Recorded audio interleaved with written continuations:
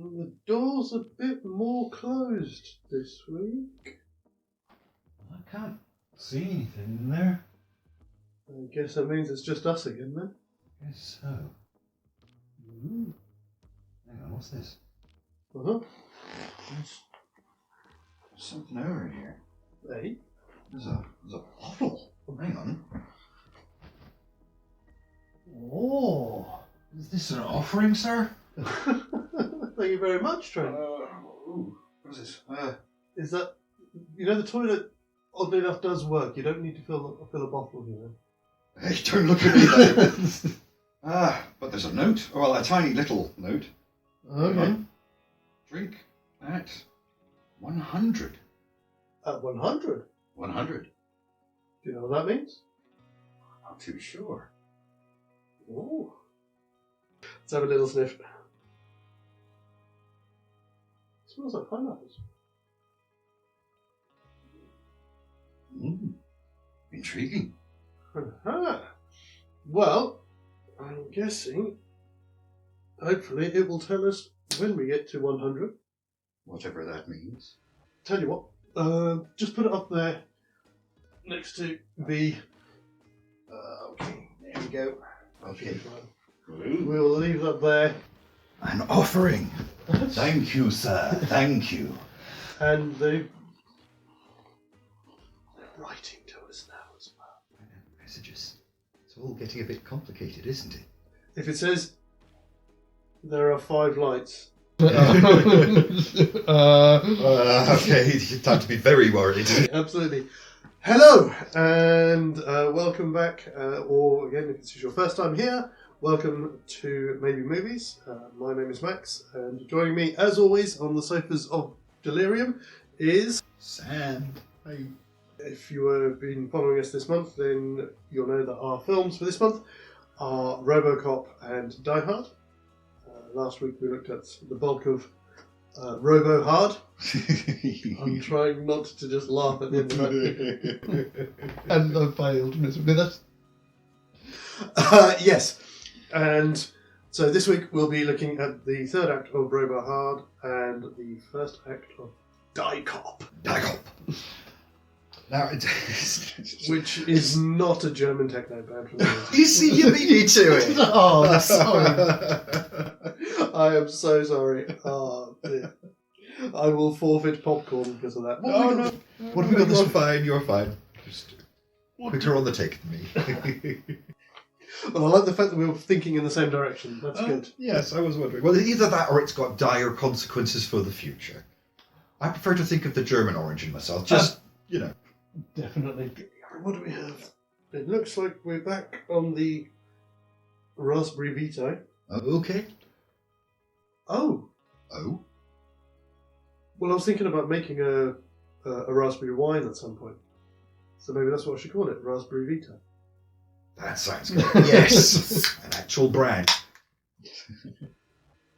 That'll do quite nicely. Let's have a cup of tea as well. What's going on? We've obviously done something good. Apparently. That's still no Shane, though. Still no Shane, no. I'm terribly sorry about that, folks. Happy to have him with us later in the year. Oh, absolutely. Let's get back on with it. I think there was a shout out I was going to do, but again, I'll do it in a bit. Okay, no problem. Let's get this one wrapped up because Act 3 of RoboHard is pretty much by the numbers, really. I mean, it is pretty much by the numbers, I think. Yeah. So having escaped with Powell from the parking garage of OCP, we go into our lovely little news flash to tell us latest developments on the plot that can't be put into dialogue. Yes. And then we meet Clarence and Jones. Ah, that's right. Yes, that's Clarence getting out of jail and being told to deal with RoboCop, McClane. And then we flash to the factory and McClane getting some repairs and targeting assistance. Yes, absolutely. I was thinking, there was a couple of bits here that we can look at. Mm-hmm. I did always think, was it on purpose? Aside from the cathartic value of returning to the steel mill, This is the point where he was essentially created. At that It's point, one of those things that I didn't used to notice when I was younger. I just thought it was another derelict building. But of course, if you're paying attention, it is exactly... Yes. They drive down and park at the same spot they did when they arrived at the scene Yeah. right at the beginning of the movie. So it's very much the same place. Yeah. I mean, it did make me wonder if that was on purpose because they knew that they might come for them. I mean, there's still something I know it figures into a later scene, but McClane being a little bit more Devious? that's the word I was looking for. Thank you. Would he figure that I'm probably chipped? If I stay here, they'll come looking for me. You know, I hadn't thought of that, but now you raise the point. That's a good point. I'll be honest, I had originally just kind of assumed that it was to do with Murphy's memories, and he's got very limited memories. He remembers dying, he remembers being with his family, and that's about it. So I kind of assumed it's just him going to a place he does remember. That would make sense. But the idea that McClane would think of that it's a nice extra detail, and it allows that part of McClane to come out again without being snarky. It's actually he's a clever policeman with a lot of experience. Yeah, he's probably, I figure I'm chipped, he's probably something that he cannot remove because he doesn't know where it is on his person. Yeah, exactly. Yeah. But if you can use it to his advantage. But the other thing with this bit as well, after he's taken off the helmet and he's talking to, in this case, Powell, I've got a feeling that what we know of John, I don't think he would be as accepting of his wife moving on. Well, of course not. He's a lot more... Considering it's his entire motivation at the beginning of Die Hard, of course not. Yeah. No, you're right. He'd be a lot angrier and bitterer. Bitterer? I am sorry, English people, I do not. That's all right. English, like all language, is an evolving thing, so we can invent words. We're allowed to. But he would be visibly bitter, I think, you know. Yeah, absolutely. That's the first thing I saw looked at that. The thing is, as soon as he shows him his face, when he picks up the piece of metal weapon and shows him his face, I've got a feeling that McClane would ask him for a cigarette. At which point Powell offers him a Twinkie.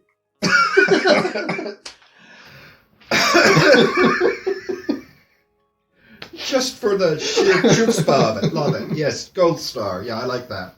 That's a nice bonding because it shows the buddy cop thing. Because obviously in RoboCop, a lot of that's coming from Lewis knowing who Murphy is, and that kind of, even though they didn't know each other very long, they had a very intense experience together. Exactly. Whereas Powell's more that, there is that, but also Powell's, he's there for him. He's the cop.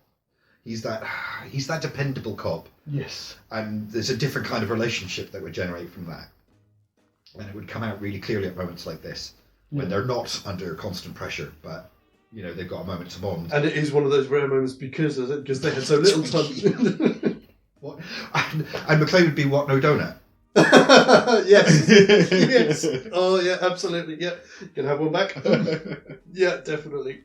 But yes, because as you say, because they only had a tiny moment of getting to know each other before they ended up in the chase. Yeah. So yeah, this is really the most kind of bonding they get to do. Yes. Yeah. At that. Yeah. Exactly. It's one of those things. Again, you don't recognise it when you're younger, but looking back, rewatching it now, there's very little set up for the relationship between Murphy and Lewis. But the film carries on as if there's a significant relationship there. Yeah. Kind of wanting to go back into Act 1 and maybe add a couple of extra scenes at the beginning to establish this more. But I'd like to say, this is the kind of partner that Powell would be compared to the kind of partner Lewis is. Yes. This is the moment when that genuine relationship between them as cops and as partners would come out. Definitely. Because they're not trying to one up. Because like at the beginning there was that, I drive and I'm breaking in a new partner and all that little one-upmanship that happens at the beginning, and there's none of that now. It's just two people dealing with the bad situation they're in. Exactly. And that's, I think, where Powell would shine as a character. Yeah, no, I agree, absolutely. No, that's... I like that. I do like that. And pretty much there, again, from there we get that little scene with Clarence and the others testing out the weapons in the street. What was it, Johnson who turns up with the SUX 6000? Clarence just blows it away. Once again, petty malice. Yeah. Petty malice. You got my shiny car. Oh, you can't have my shiny car. And obviously, I mean, we've never really established where Emil got shot. So in the shoulder, or the leg, or it doesn't. I always really figured it would matter. be. I don't know. My first instinct would be shoot him in the knee so he can't run. Mhm. But that's a pretty debilitating wound that would still be harming him now. So I would probably go for the shoulder. Yeah. It's an easy takedown shot. Make him drop his weapon. Yeah, straight through, clean shot, straight through the back. Yeah. And, yeah. So maybe a little bit. Yeah, he'd be bitching and moaning about it for sure. Yeah. Because Emil is a whiner anyway. Exactly. And it's about to get worse. Get off me, man! It's one of my favourite scenes of all time, man. Oh yeah, no. It was. I remember the first time I saw it. I wasn't waiting. Just wasn't an expecting it. entire human being just. It didn't even explode. He just up the front of the car, doesn't he? I remember. I think I remember at one point as a kid. I think I kind of paused it, and you can see. So most of it actually goes on the car, but the head just stays in place until the windscreen hits it. Oh dear. We had terrible times. We didn't really. It was, well, I was going to say, we watched some stuff we maybe shouldn't have watched when we were that age. Mind you, I was always like that. I was watching horror movies when I was 5. Not horrible ones, like old Dracula and Frankenstein, 1930s ones, nothing too scary. Oh yeah, because they used to put them on Saturday morning when I was a kid. Oh, right. Well, I was still in the States then. It was Ashley Gasly's Friday Night Horror Club. Ah, nice. We had a local horror host. I even joined the club. I wish I'd been able to bring my membership stuff over with me just so I could still have it. What? But he did Friday night old horror movies, old black and white horror movies, or 50 sci-fis, that sort of thing. And then Saturday morning, after the cartoons finished, he'd come on again and do Godzilla movies. It was awesome. That sounds brilliant. Tangent. Oh, we haven't had one of those for a while. It's been a while, yeah. I will throw one in. So we then get to them tracking them down, and Tracking them we down, go- turning up. Johnson gets blown away almost immediately. Yeah. which again, a little bit of deviousness from Murphy in the original, where he picks up the thing and throws it across the building to distract them. Yes. We might see something similar. Yes. From McClane, and some more quality driving from Powell. Mm-hmm. Oh yeah, absolutely. Yeah, yeah. They kind of split up at that point, and there are several chases happening at the same time here, aren't they? But of course, there's a back and forth, and then eventually Emil has his accident, and he goes sploosh. Powell takes a bullet. Powell takes what? He takes a couple, doesn't he? Yeah, takes a couple. Yeah. So yeah, Properly downed. for some reason I've written down here, Clown's quicker on the draw, and then I put should have watched more Roy Rogers. I don't know why I put that down. I was going to say you don't have a sequence there, right? No, Okay, I just that's wrote cool. it down, but yeah.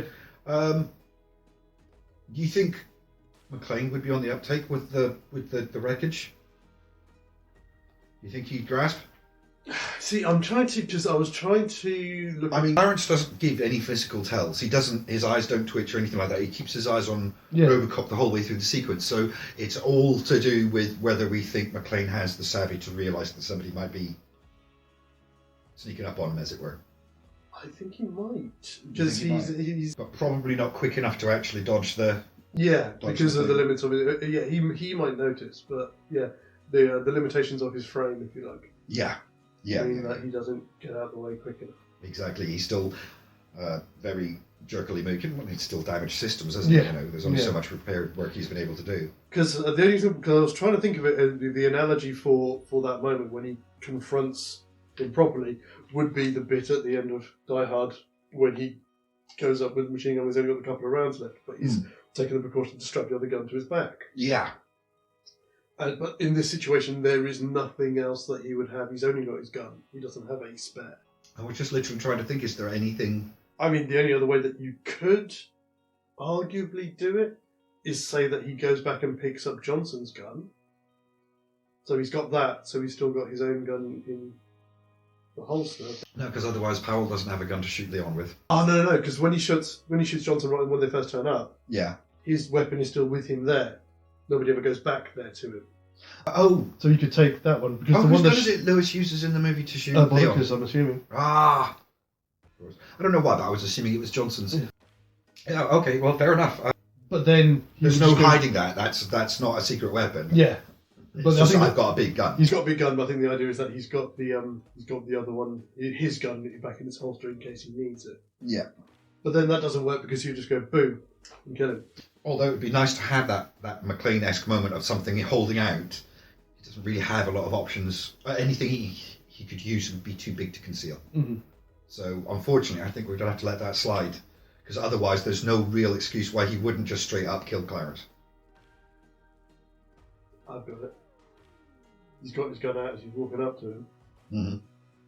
Puts the gun away because it's McClane who's going to want to beat the crap out of him. I was thinking that, and I wouldn't want him to deny him the old spiking moment, but also we were talking about this earlier on about how McClane gets in with his fists when it's desperate. Yeah. This is desperate. This is that situation for him. Yeah, especially when he notices Powell's injured as well. So yes, that's it. It's personal for McClane at this point. So it does work. So he walks up towards him with the gun out. Clarence drops his. Yeah. You can take me in. Then he puts it away. I ain't taking you in. Yeah, that's it. And that's when Leon drops all the stuff on him. Absolutely, yeah.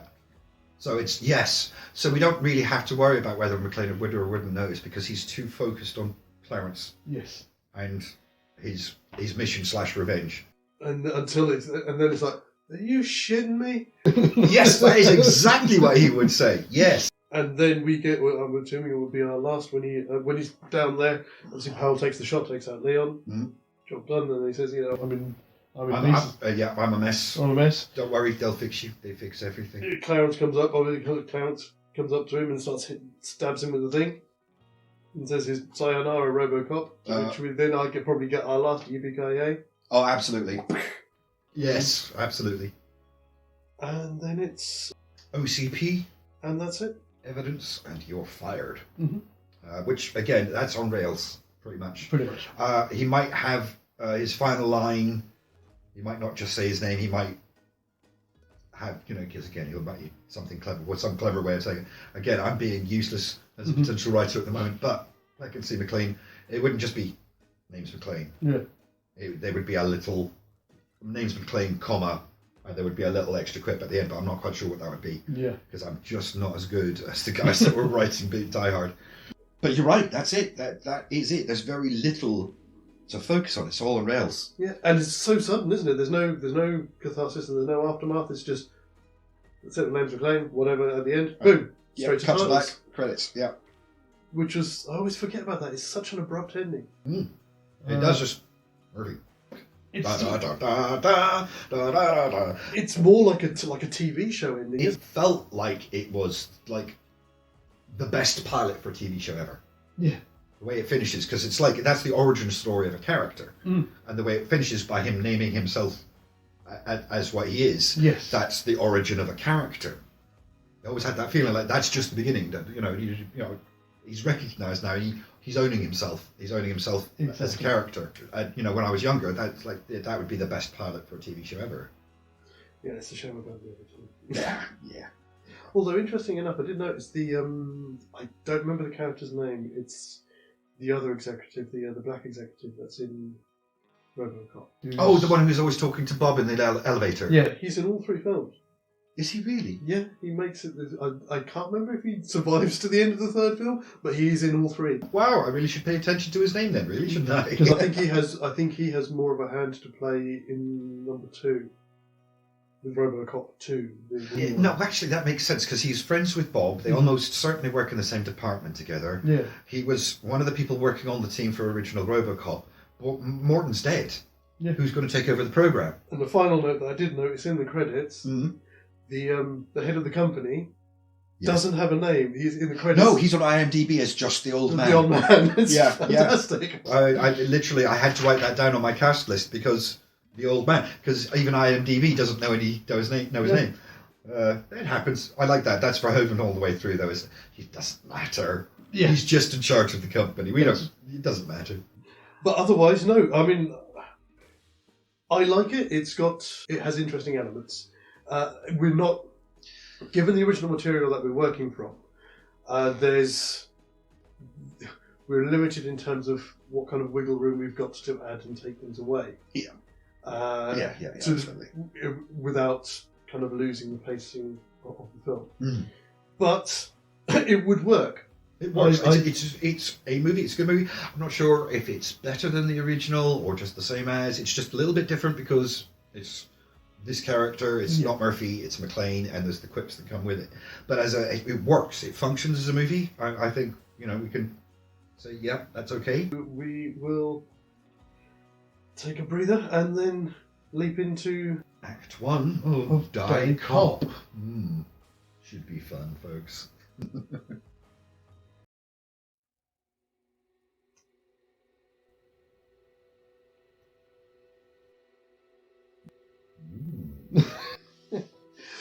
Okay, so just before we go on to doing our first bit of Die Cop, we'll just do one very quick shout out. Of course. Which is a long overdue shout out, and I'm terribly sorry, Jordan. So this is for my friend and local filmmaker Jordan Thomas Sendell, who runs JS Studios, which is a media production company based in Great Yarmouth here in Norfolk. Jordan and I, we worked together on a film that he made called Switch. Okay. Which was made about, God, must have been 5 years ago now, 5 6 years ago. Which is good fun. I don't know if I can find a copy of it. Well, I'll put a link to it. I think it's still up on YouTube. But Jordan was one of our first subscribers, and thank you. regularly leaves comments and stuff like that. And I've been meaning to do a shout out for him for ages. So do go and check out his site. There will be links and stuff in the description and somewhere on screen by the power of me sitting in front of a computer editing. But yes, Jordan, thank you for all your support. Hope you're doing well and keeping safe under the new lockdown, and hopefully we'll get to catch up again soon. So, we go to California. California it is, Or yes. is it California? My terrible impression of Bruce Willis there. So, there's a couple of things set up wise that we can look at, or they're things that do crop up in the exposition in the film itself, so we can address them when we get to that point if you'd rather. I'm thinking more about the kind of relationship between now Murphy and Holly. I was wondering a bit about that myself. Yeah, I think we need to talk about it at least a little bit before we start, because otherwise we're going to be making the wrong assumptions. Okay. So, again, Murphy's a completely different person. I don't think we have that much problem in saying that he's from New York instead of from Detroit. They're both very active Irish boys. Of course, yes. So that doesn't really make any difference. I was thinking that, without trying to take anything away from McClane, the way it's set up and the way it's told in RoboCop, you get the impression that Murphy's probably a bit more of a loving husband. Yeah, he's more attentive. Yeah. Yeah. I'd argue that. Yeah, where he does things for his kid and stuff like that. Whereas you get the intention that McClane's more of a typical New York cop, where he's too busy all the time. Exactly. Yeah, and that changes the reason for their. It changes it from they're separated to they're just living apart. Yes.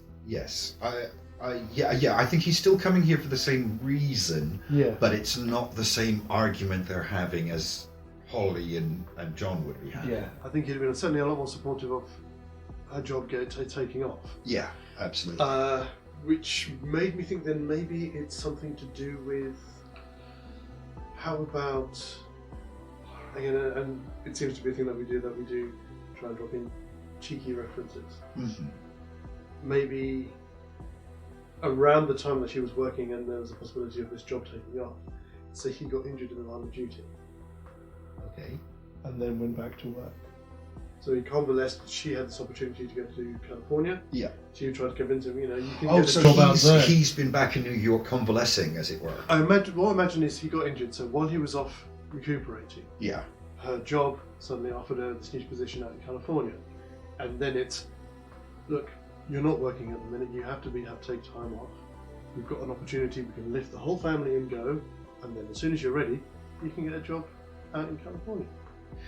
Yeah, you see, that's actually where I was thinking of going, is the possibility that one of the ulterior motives for Murphy coming to California is to maybe look at getting a transfer obviously he's turned up on Yeah. Christmas Eve because it's the party and that's when Okay. Holly's invited him. But maybe that is part of his reason for being there, is actually to find out if there's any possibility of a I like transfer or that. something. I was looking at it in the aspect of that happened at the time, and he chose to go back to work in New York. Oh, I see. Right, and so what do you think that's what the fight's about? And that's what the yeah. But I like what Yeah, I mean, You said he there as doesn't well. necessarily have to have told Holly this. I mean, because maybe he could have his pride or whatever. So again, and if we want to keep it into the storyline from Die Hard, he's gone back to work in New York. As McClane says to Argyle, "I've got 6 months worth of backlog worth of scumbags to put away." Yeah, So he's used that as his excuse to go back to work here. yeah, he's in got New too York. much to do. Yeah, But it occurred to me that it would be the sort of thing that maybe he wouldn't have told Holly about, but would come up in the conversation with Argyle on the way to Nakatomi Plaza, Yeah. which is why I thought it might be worth mentioning that way. And it's nice because in reality they're having this fight because he hasn't told her what he's going to do. Yes. It's a nice little touch. Yeah, I like The only it. reason she's angry at him is because she doesn't know he's going to do it anyway. And Yeah. he's just a little too proud to tell her. yeah, I like that. But again, that also feeds back into what you were saying last week about this kind of pseudo kind of stoicism that he has. Yeah, yeah. Yeah. It's an act, but he feels that he's got to. Yes. And so he's making his life more difficult just because of this little matter of pride. I kind of like that as Yeah. an idea, as a little character flaw. And it fits perfectly into the kind of direction that you get from John McClane in that film.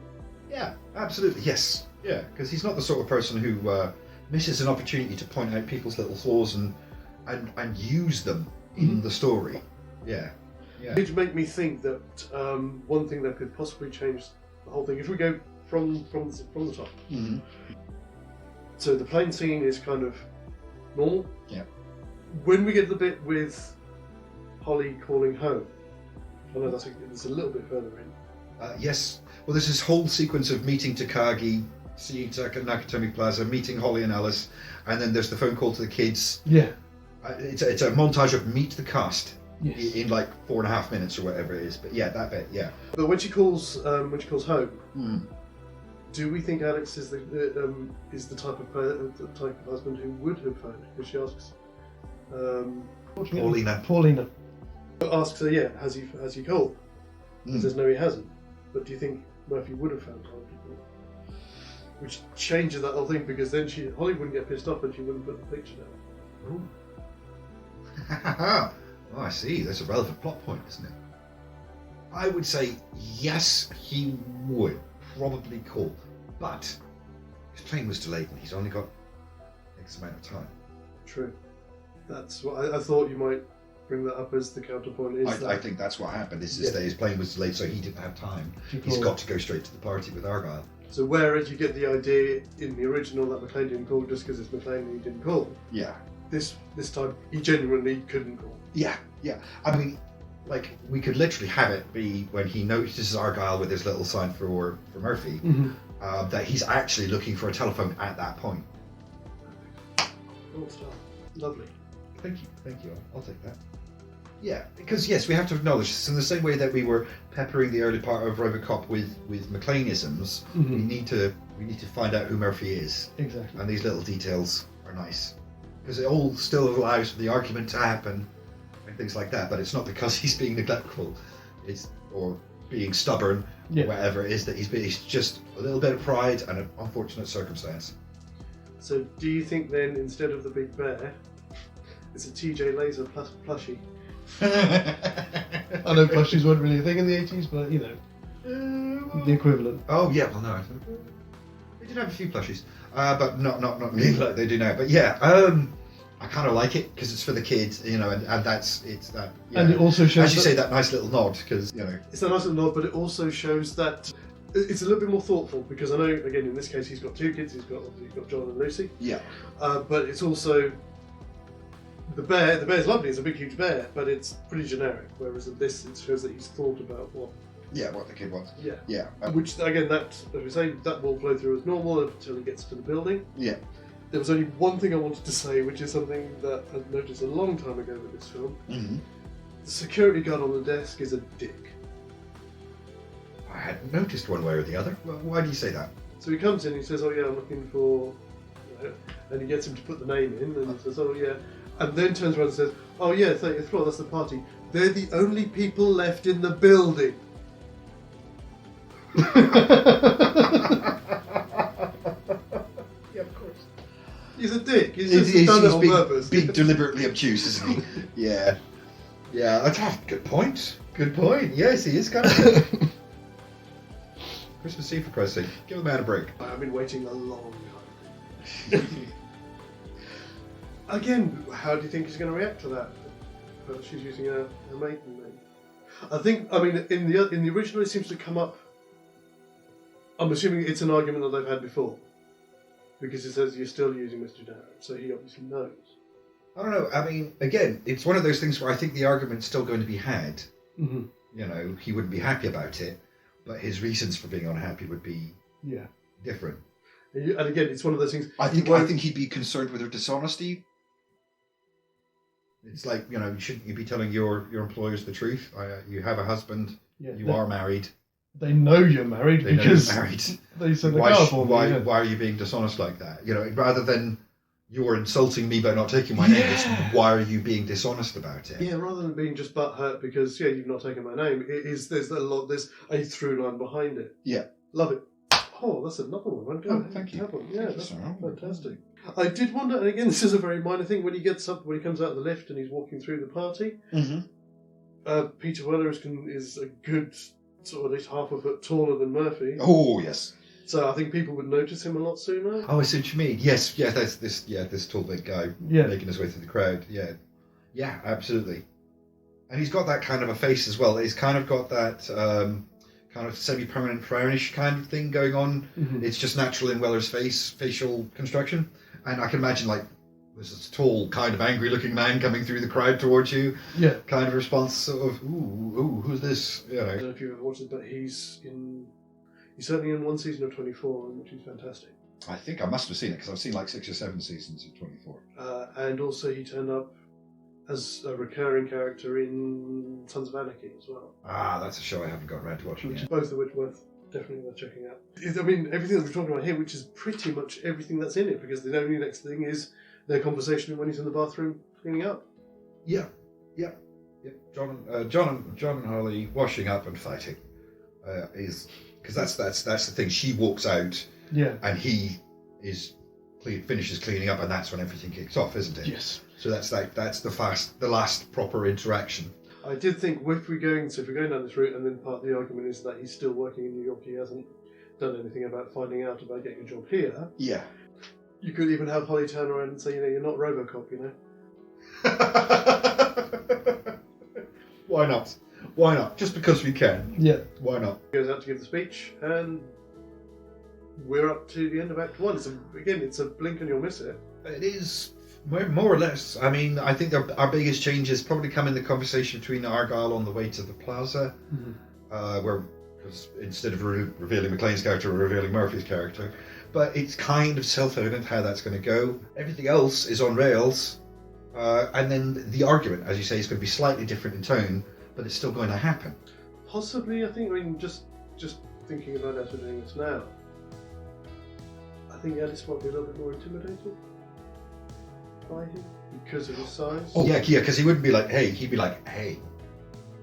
Yeah, because he's quite a small fella as well, isn't he? And, hey, oh shit, you're the guy whose wife I've just been trying to hit on. Yes, you're right. I think Alice would be more intimidated by him. He's a little weasel anyway, isn't he? But as you say, quite rightly, it was better to sort those things out first because they then informed everything else that happens from that point onwards. But as we had just said there, the biggest thing that we've got. Oh no, we didn't. Sorry.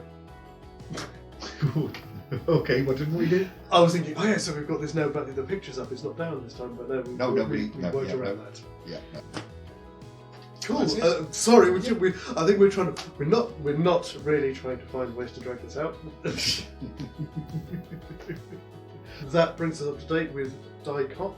We will launch back into this then for next week, which will be the last show for January. Indeed, you will. Yes. Where we will follow this one straight through to the end with lots of explosions and lots of nice little moments. Yes. Including, still one of my favourites, the SWAT who catches himself in the rose bush. Oh, Every time, man, it makes me giggle. Ow! So yes, so please do come back and join us next week for our final episode for January. And stay safe, look after each other, and we'll see you then. As always, TTFN. Ba ba ba ba ba ba ba ba ba ba ba ba ba ba.